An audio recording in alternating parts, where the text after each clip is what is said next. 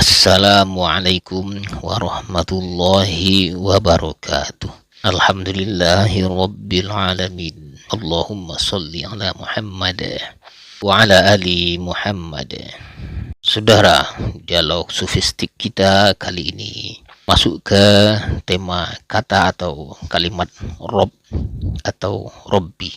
Sebagai lanjutan dari bahasan sebelumnya, yakni Bismillahirrahmanirrahim, Alhamdulillah, dan sekarang sampai ke Robbi, di mana insyaallah kita akan tuntaskan untuk satu surat Al-Fatihah.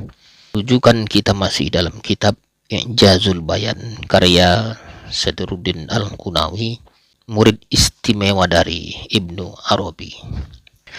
Baik saudara, dialog sufistik ini kita beri judul 5 pilar Rabbaniyah.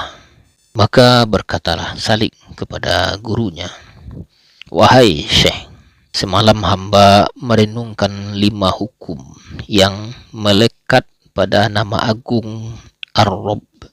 Hamba memohon suluhan bagaimana hamba harus menempatkan diri sebagai salik di hadapan 5 hukum ini." Kata mursyid, Ar-Rabb adalah nama yang tak pernah muncul kecuali dalam keadaan idhofah atau penyandaran.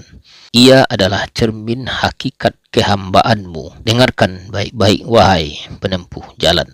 1. Hukum as-sabat. Hukum pertama adalah as-sabat, ketetapan yang mutlak. Rob adalah as-sabit, yang maha tetap pada zatnya dan pada hukum-hukumnya yang azali. Sementara engkau wahai salik berada dalam at-talwin, perubahan. Keadaanmu senantiasa berfluktuasi dari qabd, sempit, ke bast, lapang, dari rindu ke lalai. Jika kau ingin selamat dari talwin, perubahan yang membinasakan, maka sandarkanlah jiwamu pada sabat, ketetapannya. Tugasmu adalah menjadikan niatmu dan tekadmu sabit, tetap dalam menggapainya, meskipun hal atau keadaan jiwamu terus berubah. Yang kedua, hukum as-siyadah. Hukum kedua adalah as-siyadah, ketuanan yang tak tertandingi. Rob adalah al-ghaniyyu, yang maha kaya, sumber wujud, ainul wujudi wa mamba'uh, yang tidak membutuhkan selain dia. Kebalikannya adalah sifatmu ubudiyah, kehambaan yang sejati. Ubudiyah adalah gabungan antara al-faqr, kemiskinan total, dan al-infial, keterpengaruhan. Kata Salik, berarti kami hanya memiliki fakir dan infial, keterpengaruhan. Kata mursyid, ya, kau tidak memiliki wujudmu sendiri. Jika kau benar-benar merasakan siyadah, ketuanan Tuhan, kau akan melihat bahwa segala sesuatu yang terjadi padamu, baik gerak maupun diam, adalah asar atau bekas dari fa'il, pelaku atau penggerak yang satu. Kau tak akan bisa yu'athiru, memberi pengaruh, kecuali setelah yuta'assaru, terpengaruh oleh kehendaknya. Inilah rahasia kehambaan sejati. Kata mursyid, hukum ketiga adalah al-islah, perbaikan. Ar-Rabb adalah al-muslih, yang maha memperbaiki. Segala sesuatu yang mungkin, al-mumkinat, sesungguhnya tidak lebih berhak untuk wujud, untuk ada, daripada tiada, daripada adam. Pilihan Tuhan untuk menganugerahimu wujud adalah bukti bahwa kebaikan terletak pada keberadaan. Hukum islah menjamin bahwa dia senantiasa merawatmu dengan apa yang anfa', paling cocok dan islah paling benar bagimu. Bahkan ketika kau merasakan al-i'damu wal ihlak, peniadaan dan kebinasaan, sesungguhnya itu adalah penyingkiran hal yang fasad, rusak, demi mencapai islah yang lebih hakiki dan solahut tam, perbaikan yang sempurna. Yang keempat, kata mursyid, adalah hukum al-milk, kepemilikan. Ini adalah hukum yang paling tampak di alam semesta atau al-kaun. Ar-Rabb meliputi seluruh wujud dengan ilman wa wujudan wa qudratan, ilmu, wujud, dan kuasa. Kata Salik, lawannya adalah mamlukiyah, keterwarisan, kepemilikan hamba. Kata mursyid, ya, jika dia adalah malik, pemilik, maka kau hanyalah mamluk yang dimiliki.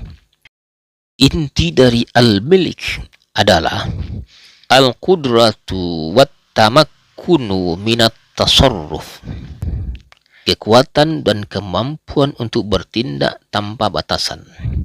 Kesadaran akan mamlukiyahmu membebaskanmu dari penderitaan kepemilikan.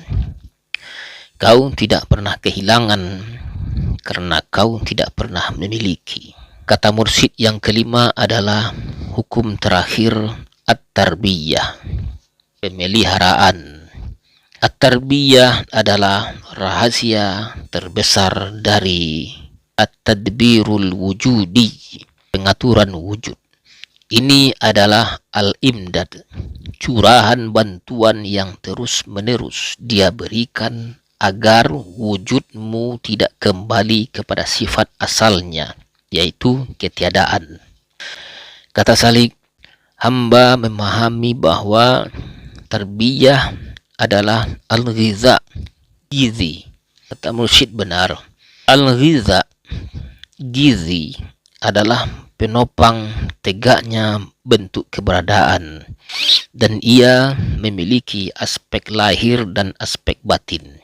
Gizi batiniyah itu berasal dari Asmaul Husna, nama-nama agungnya yang dihubungkan melalui arwah atau roh.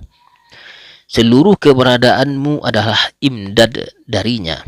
Lawan dari ini adalah adamu qabulit tarbiyah, ketidakmauan menerima pemeliharaan, yaitu ketika kau menolak gizi spiritual ini dengan bergantung pada akal dan upaya lahiriah semata.